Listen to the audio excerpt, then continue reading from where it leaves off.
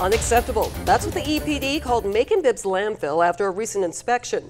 A report pointed out standing pools of water and exposed waste. Abby joins us live from outside of the landfill to show you what needs to be done to avoid another failing grade.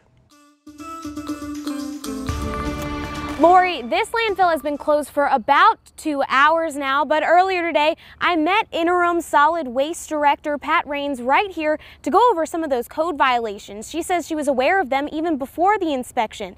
She says a lot of them are because they haven't hired enough employees and they've had a lot of rain this year.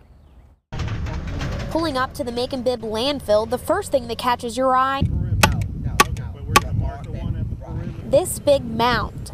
On top of the mound, engineers working to level the top after the solid waste department got a violation notice for the landfill.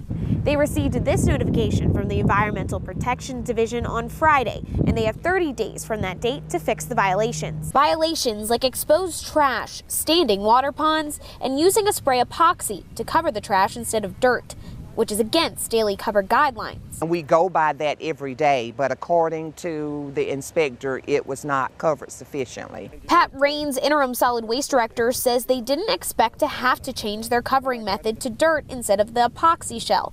It's costly. She says a week's supply of dirt cost them $30,000. The spray cost them $20,000 over 6 months. We do have to abide by that, and just hopefully when the reinspection comes back, they'll lift the suspension and we'll be allowed to use the epoxy shell again. Rains says the rest of the violations involving erosion and inspection records stored incorrectly are going to take more manpower to fix. She says she only has 7 people working at the over 100-acre facility with 4 vacant positions. She'd like at least 8 new workers. That type of money and the equipment that we're using, that we want to get the right selection of people. She's asking the county to cut the high school diploma requirement and raise starting salaries from $13 an hour to $15.